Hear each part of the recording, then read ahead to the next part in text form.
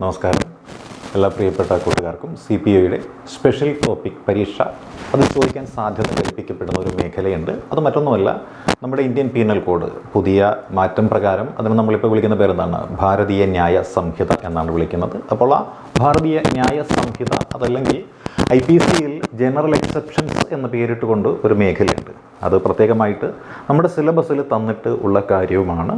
അപ്പോൾ IPC എന്ന് തന്നെയാണ് സിലബസിൽ തന്നിരിക്കുന്നതെങ്കിലും ഇപ്പോൾ ഇത് ഭാരതീയ ന്യായ സംഹിത എന്ന പേരിൽ അറിയപ്പെടുമ്പോൾ അതിൽ ചെറിയ മാറ്റങ്ങളൊക്കെ വന്നിട്ടുണ്ട്. അപ്പോൾ ആ ജനറൽ എക്സെപ്ഷൻസ് എന്ന് പറഞ്ഞ ഭാഗം ഇന്ത്യൻ പീനൽ കോഡിൽ എവിടെയായിരുന്നു ഉൾപ്പെട്ടിരുന്നത് എന്ന് ചോദിച്ചാൽ നമുക്ക് അറിയാൻ പറ്റും. അത് അധ്യായം 4-ലായിരുന്നു ഉൾപ്പെട്ടിരുന്നത്. അധ്യായം 4-ൽ ഉൾപ്പെട്ടിരുന്ന ജനറൽ എക്സെപ്ഷൻസ് അത് സെക്ഷൻ 76 മുതൽ 106 വരെയുള്ള 30 സെക്ഷനുകളായിരുന്നു ഉണ്ടായിരുന്നതെന്ന് നമുക്കറിയാം. എന്നാൽ ഇപ്പോൾ ഭാരതീയ ന്യായ സംഹിത എന്ന പേരിൽ IPCക്ക് ഒരു മാറ്റം വരുത്തി കഴിഞ്ഞപ്പോൾ ആ ഭാരതീയ ന്യായ സംഹിതയിൽ ഇത് അധ്യായം 3-ലേക്കാണ് മാറ്റിവെച്ചിരിക്കുന്നത്. അപ്പോൾ അധ്യായം 3-ലാണ് ഭാരതീയ ന്യായ സംഹിതയിൽ ഇതിനെ ഉൾപ്പെടുത്തിയിരിക്കുന്നത്. എങ്കിൽ സെക്ഷൻ ഏതാണെന്ന് ചോദിച്ചാലോ, സെക്ഷൻ 14 മുതൽ 30 അല്ലേ, 14 മുതൽ 44 വരെയാണ്. 30 സെക്ഷനുകൾ തന്നെയാണുള്ളത് ജനറൽ എക്സെപ്ഷൻസ്. അപ്പോൾ എന്താണ് ജനറൽ എക്സെപ്ഷൻസ് എന്നത് ചിന്ത നമുക്ക് വരും. അതായത് പൊതുവായ ഒഴിവാക്കലുകളാണ്. ഒരു കുറ്റം ചെയ്യുന്ന ഒരു വ്യക്തി അയാൾ ചെയ്ത കുറ്റത്തിൻ്റെ കാഠിന്യം അനുസരിച്ച് അയാൾക്ക് കൊടുക്കേണ്ടുന്ന ശിക്ഷകൾ എന്താണ്, മറ്റു കാര്യങ്ങളൊക്കെ പ്രതിപാദിക്കുന്നതാണ് ഇന്ത്യൻ ശിക്ഷാ നിയമം എന്ന് നമ്മൾ പൊതുവെ വിളിക്കുന്ന ഇന്ത്യൻ പീനൽ കോഡ്. എന്നാൽ ഒരു വ്യക്തി ഒരു കുറ്റം ചെയ്തു, പക്ഷേ അതിനെ കുറ്റമായിട്ട് കണക്കാക്കുന്നില്ല, അതിന് ശിക്ഷയും നൽകുന്നില്ല, അയാളെ ഒഴിവാക്കുന്ന പ്രക്രിയക്കാണ് നമ്മൾ ജനറൽ എക്സെപ്ഷൻസ് എന്ന് വിളിക്കുന്നത്. അതായത് ഒരു കുറ്റം ചെയ്യുമ്പോൾ അത് കുറ്റകൃത്യത്തിൻ്റെ പരിധിയിൽ പെടുന്നില്ല. അതായത് പൊതുവായ ഒരു സതുദ്ദേശത്തോടു കൂടി ചെയ്യുന്നതാവാം, അതല്ലെങ്കിൽ അറിയാതെ ചെയ്യുന്ന കാര്യങ്ങളാവാം, അങ്ങനെ ബോധപൂർവമല്ലാതെ ചെയ്യുന്ന കാര്യങ്ങളാവാം, പക്വത ഇല്ലാത്ത ഒരു മനസ്സിൻ്റെ പ്രവൃത്തിയാൽ ചെയ്യുന്ന കാര്യങ്ങളാവാം. അതായത് ബോധപൂർവം അറിഞ്ഞുകൊണ്ട് തെറ്റ് ആണ് എന്ന ബോധ്യമില്ലാതെ ചെയ്യുന്ന പ്രവൃത്തികളൊക്കെ നമുക്ക് എന്ത് ചെയ്യാൻ പറ്റും? ജനറൽ എക്സെപ്ഷൻസ് എന്നുള്ള ശ്രേണിയിൽപ്പെടുത്താൻ പറ്റും. അതേപോലെ ഉത്തരവാദിത്തപ്പെട്ട ബന്ധപ്പെട്ട സ്ഥാനത്തൊക്കെ ഇരിക്കുന്ന ഒരു വ്യക്തി അദ്ദേഹത്തിൻ്റെ ഡ്യൂട്ടി എന്ന കാരണത്താൽ ചെയ്യുന്ന ചില ചുമതലകളൊക്കെ ഉണ്ട്, അതുമൊക്കെ എന്തിൽപ്പെടും? ജനറൽ എക്സെപ്ഷൻസ് എന്ന ശ്രേണിയിലേക്ക് പെടുത്താൻ പറ്റും. ഇവിടെ ഇപ്പോൾ നമ്മൾ നോക്കുന്നത് പ്രധാനമായിട്ട് 3 സെക്ഷനുകൾ മാത്രമാണ് നോക്കുന്നത്. എല്ലാം കൂടി ഒരുമിച്ച് പഠിച്ചു കഴിഞ്ഞാൽ ചിലപ്പോൾ എന്ത് സംഭവിക്കും? നമുക്ക് മറവി എന്ന് പറയുന്നതുണ്ടാകും. അതുകൊണ്ട് പയ്യെ തിന്നാൽ പനയും തിന്നാം എന്ന പേരിൽ നമ്മൾ പരമാവധി ദിവസങ്ങളിൽ പറ്റുമെന്നുണ്ടെങ്കിൽ എല്ലാ ദിവസവും കുറച്ച് സെക്ഷനുകൾ ഇങ്ങനെ മാറി മാറി നമുക്ക് പഠിച്ചു പോകാൻ പറ്റുമെന്നാണ് പ്രതീക്ഷിക്കുന്നത്. അപ്പോൾ അതിൽ നമ്മൾ ആദ്യമായിട്ട് നോക്കുന്നത് എന്താണ്? സെക്ഷൻ 81 ഇന്ത്യൻ പീനൽ കോഡാണ്. അപ്പോൾ 81 എന്ന് പറയുന്നത് IPCയിലെ ഒരു സെക്ഷനാണ്. ഇത് ഭാരതീയ ന്യായ സംഹിതയിൽ വന്നപ്പോൾ അത് 19 ആണ്. 19 ആയാലും 81 ആയാലും ഇതെന്താണ്? ജനറൽ എക്സെപ്ഷൻസ് ആണ്. എന്താണ് ഇവിടെ സംഭവിക്കുന്നതെന്ന് ചോദിച്ചാൽ, ഒരു ഹാനി, അതായത് വലിയ ഒരു ഹാനി ഒഴിവാക്കുവാൻ വേണ്ടിയിട്ട്, വലിയൊരു ഹാനി ഒഴിവാക്കുവാൻ വേണ്ടിയിട്ട് എന്ത് ചെയ്യുകയാണ്?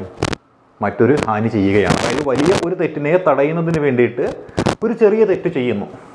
ചെയ്യുന്നത് തെറ്റ് തന്നെയാണെങ്കിലും ചെയ്യുന്ന തെറ്റ് എങ്ങനെയാണ്? സതുദ്ദേശത്തോടു കൂടിയാണ് ചെയ്യുന്നത്. വലിയ ഒരു വിപത്തിനെ തടയുന്നതിന് വേണ്ടിയിട്ട് ഒരു ചെറിയ തെറ്റ് ചെയ്യുന്നു.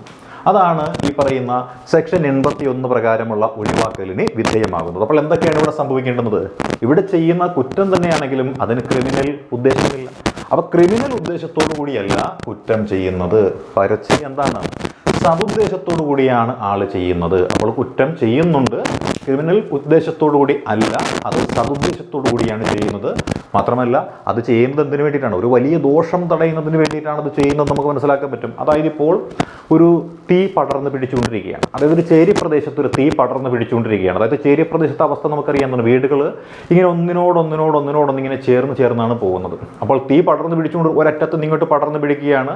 അതെല്ലാ വീടും ഇങ്ങനെ കത്തിച്ചാമ്പലാകുന്നെന്ന് കാണുമ്പോൾ എന്ത് ചെയ്യുന്നു? ബുദ്ധിപൂർവ്വം ചില ആൾക്കാർ ചിന്തിക്കും. അവരെന്ത് ചെയ്യുന്നു? ഈ തീ പടർന്ന് പിടിച്ചു വരുന്ന ആ ലൈനിലുള്ള വീടുകൾ ഇടയ്ക്ക് വെച്ച് ഏതെങ്കിലും 2-3 വീടുകൾ എന്ത് ചെയ്യുന്നു? അവർ പൊളിച്ചു കളയും. കാര്യം എന്താണ്? അതായത് മറ്റു വീടുകളിലേക്ക് തീ പടരാതിരിക്കാനായിട്ടുള്ള ഒരു ഗ്യാപ്പ് സൃഷ്ടിക്കുന്നതിന് വേണ്ടിയിട്ട് 2-3 വീടുകൾ വേണമെന്നുണ്ടെങ്കിൽ പൊളിച്ചു കളയാൻ പറ്റും. അപ്പോൾ ആ പൊളിച്ച വീടിൻ്റെ തൊട്ടിപ്പുറത്ത് വെച്ച് എന്ത് സംഭവിക്കും?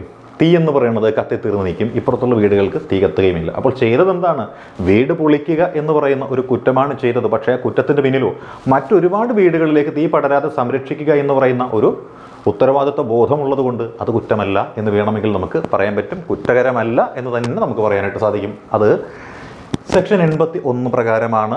അത് ഭാരതീയ ന്യായ സംഹിത പ്രകാരം സെക്ഷൻ 19 ആണ് എന്നും പറയാൻ പറ്റും. അതെന്താണ്? ഒരു ജനറൽ എക്സെപ്ഷൻ ഒഴിവാക്കാൻ.